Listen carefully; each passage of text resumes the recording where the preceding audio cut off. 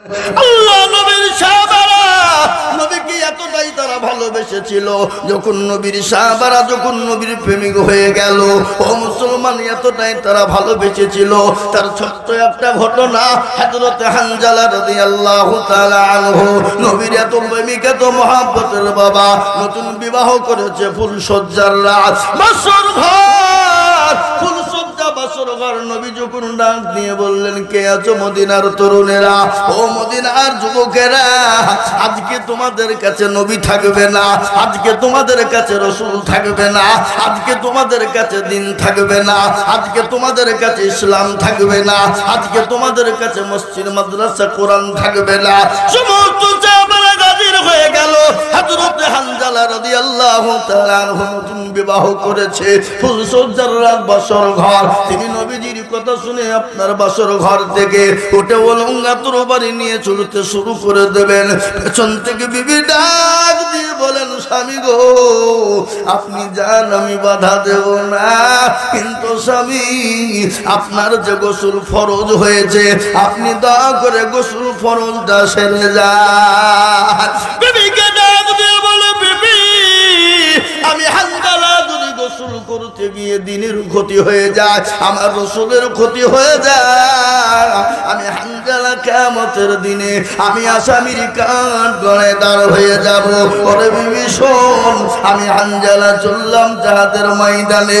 হযরত হানজালা জাহাদের ময়দানে চলে গেলেন। জোর পরে কাফের বেঈমানদেরকে তিনি জাহান্নামের টিকিট ধরিয়ে দিলেন এবং নিজে শহীদ হয়ে গেলেন। আল্লাহ নবী ডাক দিয়ে বলেন, আমার সাহাবারা, তোমরা লাশগুলোকে এক জায়গায় তোমরা জমা করো, জমা করো। যখন বলা, বিশ্ব নবীর দরবারে একজন মহিলা ময়দানে গিয়ে বলেন, ওগো আল্লাহর রাসূল, আমি জানি যারা শহীদ হয়, শহীদদেরকে কোনো রকম কোনো গোসল করানো হয় না। আজকে নবী গো, আমার স্বামী হানজালা, তার উপর গোসলের প্রয়োজন ছিল, ফরজ, দয়া করে আপনি একটু গোসল টুকুন দেবেন গো নবী। বিশ্ব নবীর লাশ খুঁজে দেখছেন, বিশ্ব নবী আপনার সাহাবাদেরকে বললেন, ওরে আমার সাহাবারা, হানজালার লাশটা খুঁজো, তিনি কোথায় আছে? খুঁজো খুঁজো করে যখন কোথাও পেলেন না, আকাশের দিকে নবী আপনার তাকিয়ে দেখছেন, পানি টুপে টুপে টুপে টুপে টুপে পড়তেছে। আল্লাহ নবীর সামনে যখন লাশটা হাজির হয়ে গেল, তিনি দেখছেন অন্য কোন সাহাবার লাশ নয়, তিনি হলেন আল্লাহ নবীর সাহাবা হযরত হানজালার লাশ। সুবহানাল্লাহ বলুন। বিশ্ব নবীকে এতটাই ভালোবেসেছিল, হাদিসের মধ্যে নবী বলেছেন, লা ইউমিনু আহাদুকুম হাত্তা কুনা হাব্বা ইলাইহি মিন ওয়ালিদিহি ওয়া ওয়ালাদিহি ওয়ান নাসি আজমাইন। ওই ব্যক্তি ইমানদার, পরহেজগার, দিনদার, যে তার নিজের বিবি, বাচ্চা, জমি, গাড়ি, বাড়ি, ধন সম্পদের থেকে আল্লাহ তার রাসূলকে বেশি ভালোবাসে, সেই ব্যক্তি হলো জীবনে সব থেকে স্বার্থপর, সেই হলো স্বার্থ, সে হলো নবীর প্রেমিক, সেই হলো আল্লাহর প্রেমিক। তাই আমি আপনাদেরকে বলবো, হুজুর, আমরা পৃথিবীর জমিনে যতদিন থাকবো, আল্লাহ তার রাসূলকে সব থেকে বেশি ভালোবাসবো। একটু হাতটা সকলে উঁচু করে সকলেই বলুন ইনশাআল্লাহ, বলুন ইনশাআল্লাহ।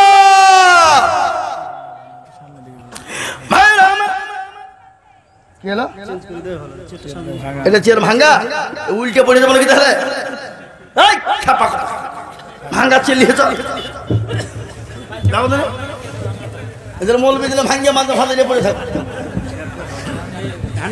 ভাইরা আমার, বাবা জীবনেরা, তাই কিন্তু অনেকে তুললো, অনেকে তুললো না। বা ওরা মনে মনে করছে, দেখো মৌলবি এবারে হাত তুলতে বলছে, তার মানে কায়দা আছে। হ্যাঁ, আল্লাহুম্মা আমিন। এরকম যদি বাপজি নিয়ত থাকে, জেনে নিতে হবে তার ঈমান নাই। কি জোরে বলো, ঠিক না বেঠিক? জোরে বলো, তার ঈমান নাই। জানতে হবে সে ইসলামকে ভালোবাসে না। তাই আরেকবার হাতটা তুলে বলুন, পৃথিবীতে যতদিন থাকবো আল্লাহ তার রাসূলকে সবথেকে বেশি ভালোবাসবো। একটু হাত উঁচু করে বলি না রে তাকবীর। নামা অনেকে ভাবছে পেছন দিকে হাত তুলে ওরা মনে করছে মৌলবি দেখতে পাবে। হ্যাঁ, কিন্তু হা বাবা, যেটা কেউ দেখে না সেটা দেখে কে? জোরে বলো। যেটা কেউ জানে না সেটা কে জানে? সবাই বলে আমি ভালো আমি জানি কি, এই আমার মনের গোপন খবর জানে আল্লাহ জি। আলোতে আধারে নির্জনেতে কোথা কি করেছ তুমি সব জানে সে, তাহারি চোখেতে কেউ যাবে না ফাঁকি আমি জানি কি। ও মুসলমান, সবরের সঙ্গে চালাকি চলবে, আমার আল্লাহর সঙ্গে চালাকি চলবে না রে বাবা।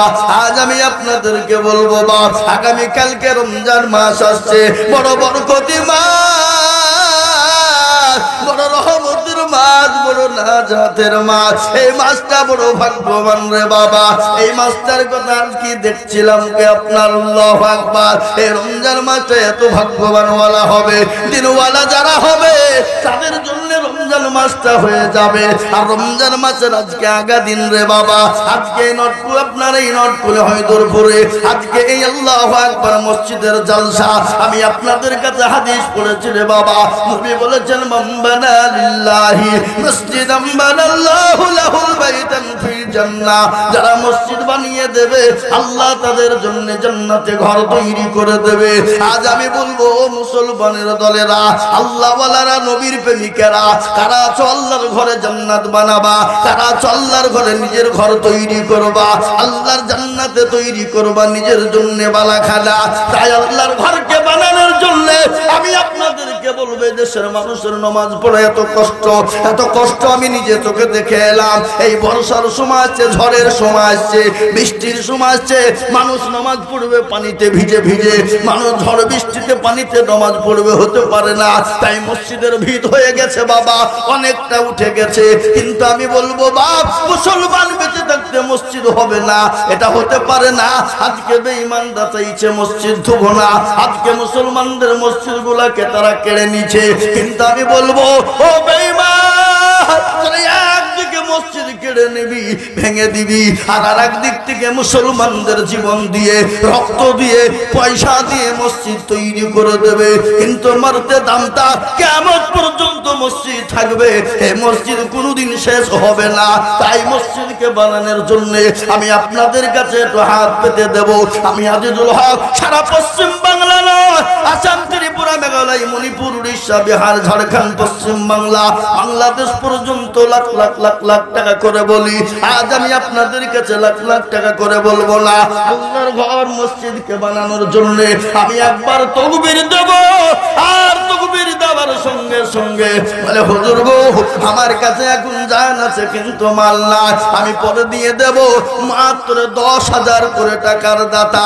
আমি একবার তাকবীর দিই, আর তাকবীর দেওয়ার সঙ্গে সঙ্গে 10,000 টাকার দাতা ইনশাআল্লাহ সর্বপ্রথম একজন দরদি।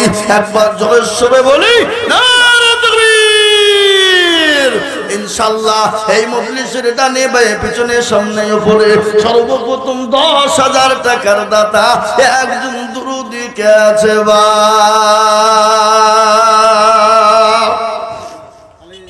সর্বপ্রথম এই মসজিদটাকে তৈরি করার জন্য, আল্লাহর ঘরকে বানানোর জন্য আমি আপনাদের কাছে সর্বপ্রথম 10,000 টাকার দাতা ভাগ্যবান একজন দরদিকে বলবো, এই মসজিদ নামাজ হবে, কিয়ামত পর্যন্ত নামাজ হবে, মসজিদ নামাজ চলবে। সামি আল্লাহু লিমান হামিদা, সুবহানা রাব্বিয়াল আলা, সামি আল্লাহু লিমান হামিদা, সুবহানা রাব্বিয়াল আযীম। এক একটা করে নাকি আপনার আমার আমল নামায় হয়ে যাবে রে বাবা। তাই আমি আপনাদেরকে বলবো, আল্লাহর ঘর মসজিদ বানানোর জন্য এমন কোনো ব্যবসায়িক নাই, এমন কোনো জমিদার নাই, এমন কোনো পয়সাওয়ালা গাড়িওয়ালা নাই, এমন কোনো আল্লাহর প্রেমিক নাই। সর্বপ্রথম আল্লাহর ঘরের জন্য 10,000 টাকার দাতা।